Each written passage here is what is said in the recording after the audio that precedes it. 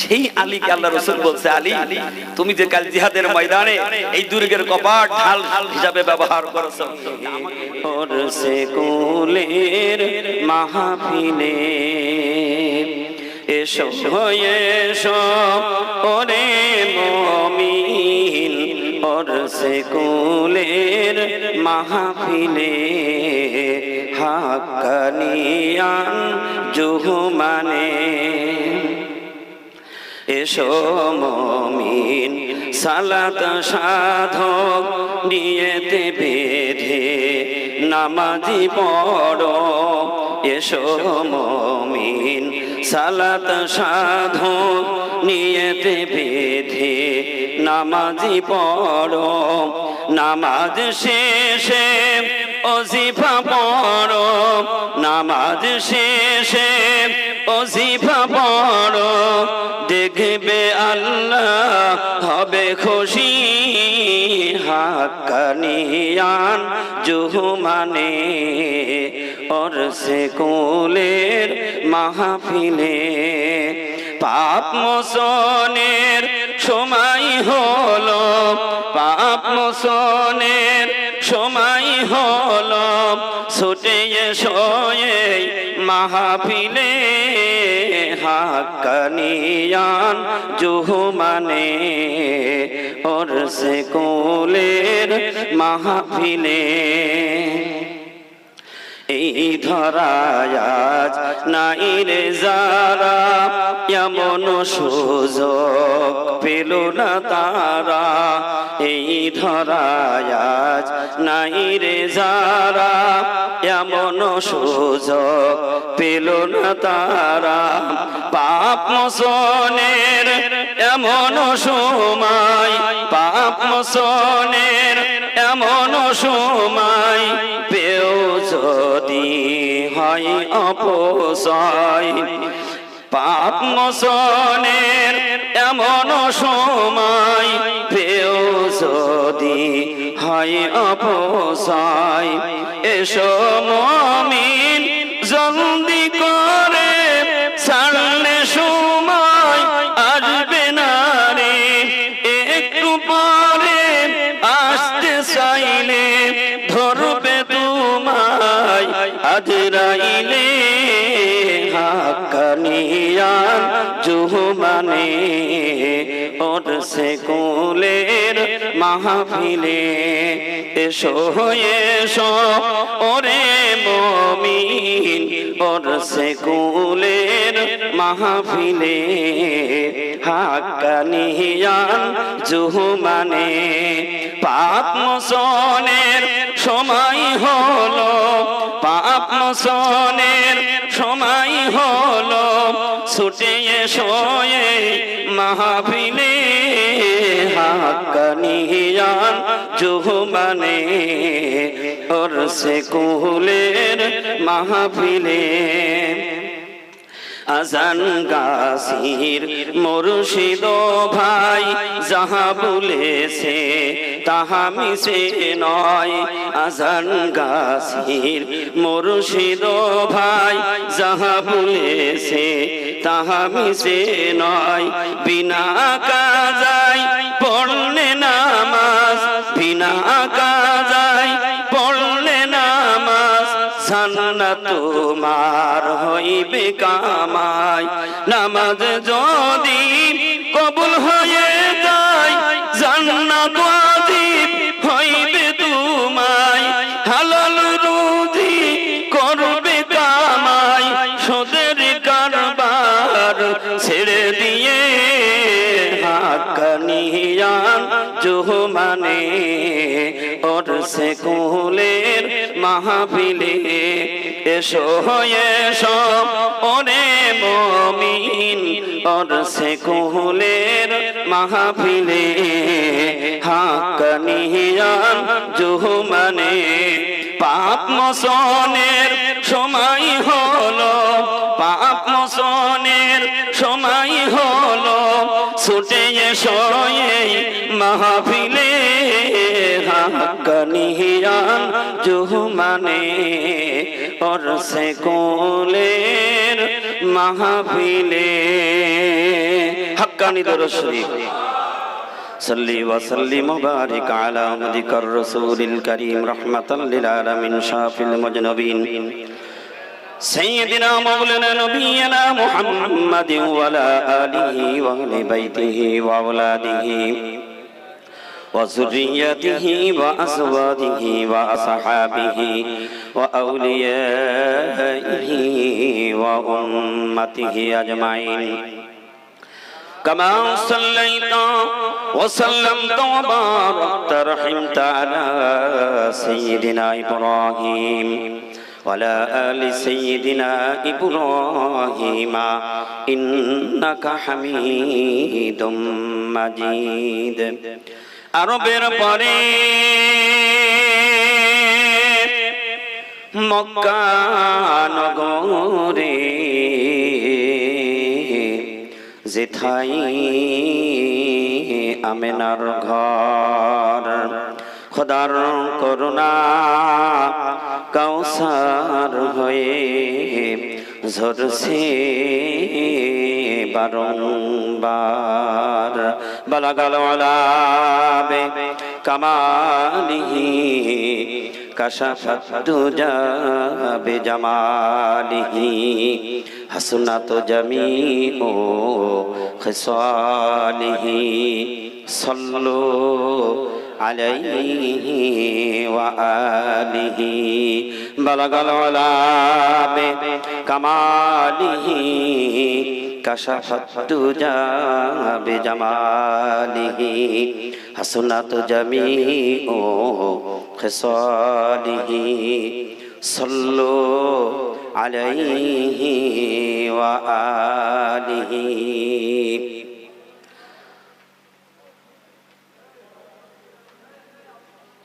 মসজিদের ভিতরে কারা দেখেন তো, সবাইকে বাইরে আসতে বলেন।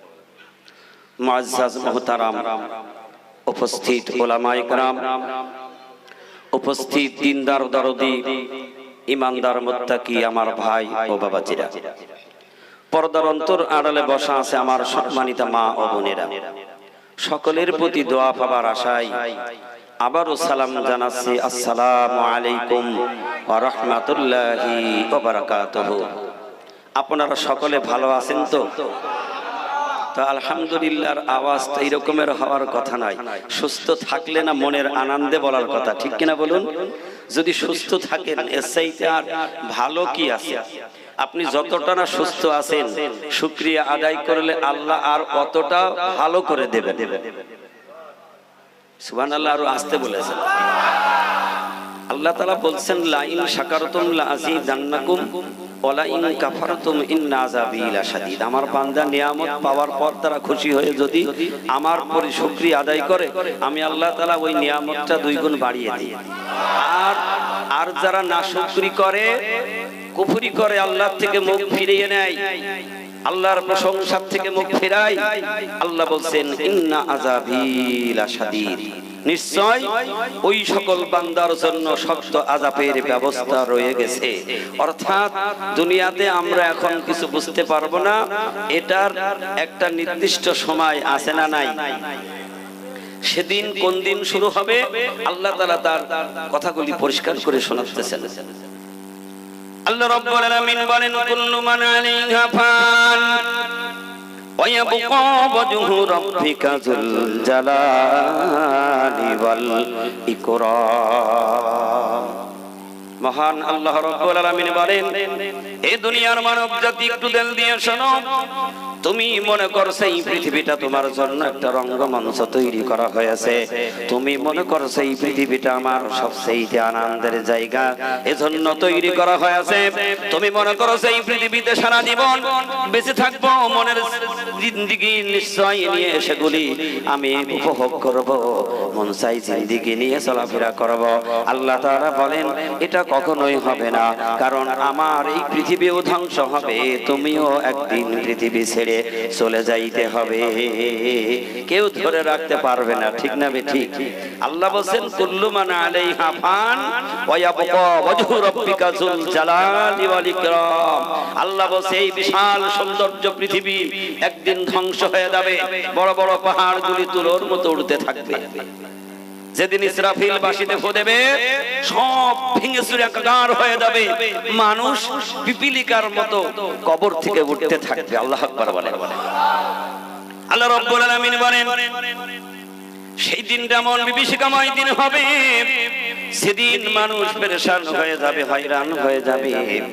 এক শ্রেণীর মানুষ দুঃখ করবে, হায় একটা জগতে ছিলাম, ভালো ছিলাম, কেন আবার হাসরের ময়দানে ডাক দেওয়া হয়েছে। আর এক দল রাগ করতে থাকবে, কবরে ছিলাম, আনন্দে ঘুমিয়েছিলাম, কে রে বাঁশি বাজিয়েছে, যার বাঁশির ঝংকারে আমার ঘুম ভেঙে গেছে, ওই বাঁশিওয়ালারে তালাশ করবে। সুবহানাল্লাহ জোরে বলেন। একই জগতে মানুষ দুটো দলের দুটো মন মস্তিষ্ক নিয়ে সেদিন উঠবে।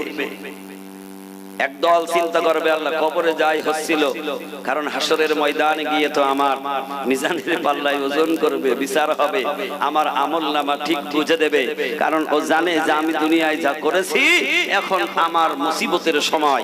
আর যে ব্যক্তি দুনিয়ায় নেক আমল করে গিয়েছে, আল্লাহর শুকরগুজারি করেছে, ও কবরের মধ্যে এমন ঘুমিয়েছে, ও চিন্তা করবে সবেমাত্র ঘুমালাম, আর এই বাঁশি বাজিয়ে আমার ঘুম ভাঙালো কে, তালাশ করবে। আপনি দেখবেন, যদি খুব আরামসে একটা ভালো বাসায় সৌন্দর্য করে ঘুমিয়েছেন, অর্থাৎ এসি রুমের মধ্যে এত সুন্দর আরামের ঘুম ভাঙিয়েছেন, হঠাৎ যদি কেউ এসে ঘুম থেকে জাগিয়ে দেয়, আপনার রাগ হবে না? সবে মাত্র ঘুমালাম আর তোমরা জায়গা পাওনি, আমার এসে এই ঘুমটা ভাঙিয়ে দিলে। কিন্তু দেখা যাচ্ছে ওই কবরওয়ালার ঘুম কোটি কোটি হাজার বছরের জিন্দেগি তার কেটে গেছে। সুবহানাল্লাহ বলবেন না? ব্রেক যেন না হয়, আপনারা ব্রেক করবেন, এখানেও ব্রেক হয়ে যাবে। এই জন্য আপনারা সচেতন থাকবেন।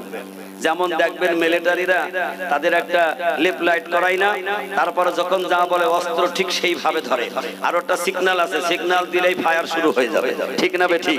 তাহলে আপনারা তো সব সৈনিক, ওই যে ভাগিনা বলছিলেন সব সৈনিক, আমরা হইলাম ওমরের উত্তরসূরি। সুবহানাল্লাহ বলবেন না? হযরতে আলীর উত্তরসূরি। আলীর শক্তি দেখে বড় বড় অবিশ্বাসীরা, কাফেররা, তারা ভয়তে পালিয়ে যাচ্ছেন। তারপর আলী দেখছেন পালাচ্ছেই যখন, আরো একটু ওদেরকে ভয় ধরানোর জন্য নিজের ঢাল ফেলে দিয়ে দুর্গের কপাট হাতে নিয়েছেন। সুবহানাল্লাহ বলবেন না? যার ওজন ছিল ওই সময় 80 মণ ওজন। কত ওজন? দুর্গের কপাট বাম হাতে, ডান হাতে তরবারি। মানুষ আলীর এই চিত্র দেখে সব ভয়তে পালিয়ে গেলেন সেই জিহাদের ময়দানে। তারা বিজয় অর্জন করে ফিরে এসেছেন। আল্লাহ রাসূল বলছেন, আলী তুমি তো বড় শক্তিশালী হয়ে গিয়েছো।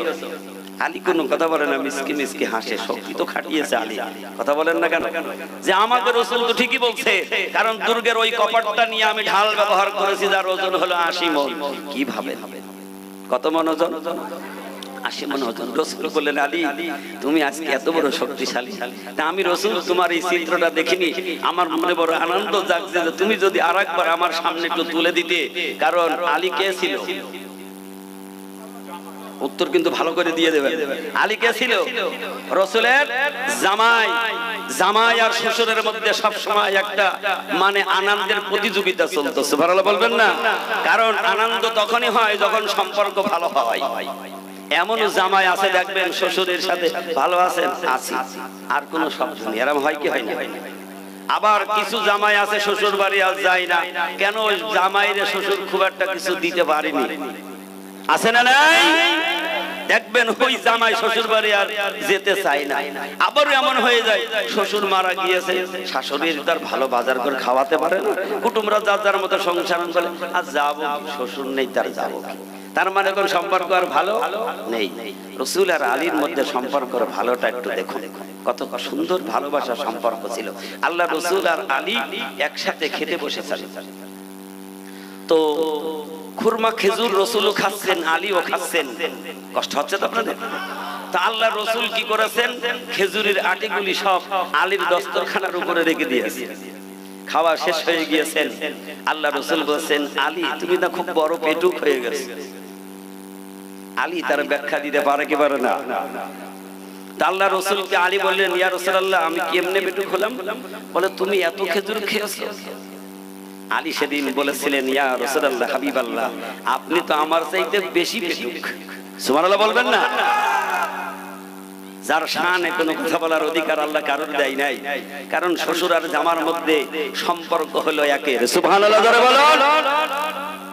আলী ডাক দিয়ে বলেন, ইয়া রাসূলুল্লাহ, হাবিবাল্লাহ, আমি দেখছি আমার চাইতে আপনি বেশি ক্ষুধার্ত, আপনি বেশি খেয়েছেন। আপনার জামাই আলী আটি বাদ দিয়ে খেজুর খেয়েছেন, আর আপনি একটাও আটি বাদ দেন নাই, সব শুদ্ধ খেয়ে নিয়েছে। সেই আলীকে আল্লাহ রাসূল বলছে, আলী, তুমি যে কাল জিহাদের ময়দানে এই দুর্গের কপাট ঢাল হিসাবে ব্যবহার করেছো, তা আমাকে একটু দেখাবে ধরে? আলী তো আনন্দে গেছে, কালকে যখন পেরেছি আজকে কি না পড়ার কথা? কথা বলেন না কেন? তা আলী গিয়ে কপাট ধরলেন, নড়ে। চিন্তা করছে কি সর্বনাশ, নড়ে না কেন? মুখটা মানে আস্তে আস্তে একটু বেজার হচ্ছে, আমি শ্বশুরের সামনে, আল্লাহর হাবিবের সামনে আজকে তো ছোট হয়ে যাবে। দুই হাত দিয়ে ধরেছেন, তারপরও নড়ে না। মানে শরীরের যত শক্তি, টোটাল শক্তি প্রয়োগ করে আলী দুর্গের কপাট ধরেছেন, নড়াতে। কিতাবের মধ্যে সাক্ষী দিচ্ছেন, আলী যখন টান দিয়েছিলেন দুর্গের কপাট, শরীরের যত লোম ছিল সব লোমের পাট দিয়ে টপ টপ করে ঘাম বেরিয়ে গেছে, কিন্তু কপাট নড়ে না। আল্লাহ রাসূল বলেন, আলী, এটা তোমার শক্তিতে হয় নাই। রাসূলের যাওয়ার একটাই কারণ ছিল, আমার আলীর মধ্যে যেন অহংকার না এসে যায়। সুবহানাল্লাহ জোরে বলুন। এই অহংকারে আজকে পৃথিবী ধ্বংস হয়ে যাচ্ছে। এই অহংকার হলো আল্লাহ। আল্লাহর রাসূল বলেছেন, কেউ যদি অহংকার করে সে যেন আমি আল্লাহর চাদর নিয়ে টানাটানি করে। আল্লাহু আকবার বলেন। আল্লাহর নবী বিশ্বনবী বলেন, আলী, ও আলী, তোমার শক্তিতে এটা কখনো সম্ভব হয়নি রে আলী। তুমি আল্লাহর নাম নিয়ে ধরেছো, আর আমার মালিক আল্লাহ তোমাকে সাহায্য করে দিয়েছে। আল্লাহ রাসূল আলীকে শুনিয়ে দিলেন, ওয়াকানা হাক্কান আলাইনা নাসরুল মুমিনিন। সুবহানাল্লাহ জোরে বলেন। আল্লাহ তাআলা বলেন, মুমিনের জন্য সর্ব অবস্থায় সর্ব জায়গায় সাহায্য করা আমি আল্লাহর জন্য ওয়াজিব হয়ে যায়। মুমিনের সাহায্য করবে কে? একটু আওয়াজ দিয়ে বলি, কে? এই জন্য সবার সাথে সম্পর্ক ভালো রাখা দরকার, আছে না নাই? কথা বলেন না কেন, আছে না নাই? এই জন্য আজকের এই মজলিস হলো খাস আল্লাহর মজলিস। বলিছি গুলি করতে হবে, পারেন নাই। এ মজলিস কার? আল্লাহর। এ মজলিস হলো আকাই নামদার তাজদারে মদিনা জনাব মুহাম্মদ মুর্তজা মুহাম্মদ মুস্তাফা সররে কায়নাত খাতামান নবিয়্যিন শাফিল মুজনবিন হযরত আহমদ মুজতবা মুহাম্মদ মুস্তাফা হুজুরে পুর নূর সাল্লাল্লাহু আলাইহি ওয়াসাল্লামের মজলিস। জোরে বলুন না সুবহানাল্লাহ। শেষ জামানার সংস্কারক, জামানার কুতুব, আরিফ বিল্লাহর বাদশা, বিশ্বকোষে উল্লেখিত জামানার মুজাদ্দিদ হযরত মাওলানা সুফি মুফতি আজান গাছে রহমাতুল্লাহ আলাইহি হুকুম প্রাপ্ত নুরানি কোরআনি জান্নাতি মজলিস। তবে বিষয় হলো সবাই জান্নাতে যাইতে পারবে না। পারবে নাকি? আল্লাহ যাকে ভালোবাসবেন সেই কেবল জান্নাতে যাবেন, আর আল্লাহকে যিনি ভালোবেসেছেন সেই তো জান্নাতের মালিক হবে। ঠিক না বেঠিক? তাহলে হিদায়াতের মালিক কে? একটা আওয়াজ দিয়ে বলি, কে? আল্লাহ যাকে খুশি তাকে হিদায়াত আল্লাহ করে দেবেন, আর আল্লাহ যার গুমরাহি করবেন সারা পৃথিবীর মানুষ দাওয়াত দিয়েও তার হিদায়াত আল্লাহ বানাইতে পারবে না। ঠিক না বেঠিক? আবু জেহেল, আবু দুবা, সাইবা, মুগিরা হিদায়াত প্রাপ্ত হয় নাই, রাসূলের কোরআন তেলাওয়াত তারাও শুনেছে, কি শুনে নাই? রাসূল সাল্লাল্লাহু আলাইহি ওয়াসাল্লাম সরাসরি দাওয়াত দিয়েছেন, তারপরেও কিন্তু হিদায়াত লাভ হইতে পারে নাই। আর এমন একটা জামানা আসবে, আল্লাহ রাসূল বলেছেন, সাহাবাদের সামনে বললেন, আমার সাহাবারা, তোমাদের চাইতে এমন একটা জামানা আসবে যে এই জামানায় তারা রাসূলকে দেখতে পাবে না, রাসূল সেই জামানায় থাকবে না, তো তাদের ঈমান তোমাদের চাইতে আল্লাহর কাছে 70 গুণ দামি। সাহাবা کرام বলেন, ইয়া রাসূলুল্লাহ, হাবিবাল্লাহ, আমরা সরাসরি আপনার হাতে কালেমা পড়েছি, ইসলাম কবুল করেছি, কিন্তু আজকে আমাদের চাইতে তারা কেন দামি হবে? আল্লাহ রাসূল শোনালেন, কোন মানুষের সামনে থাকলে সে তার প্রশংসা করতে পারে। ঠিক না বলুন? যে তার সম্মানেও প্রশংসা করে, অনেক মানুষ তার মুখের চেহারার দিকে তার প্রশংসা করে, আবার অনেক মানুষ তার ভয়েতেও প্রশংসা করে।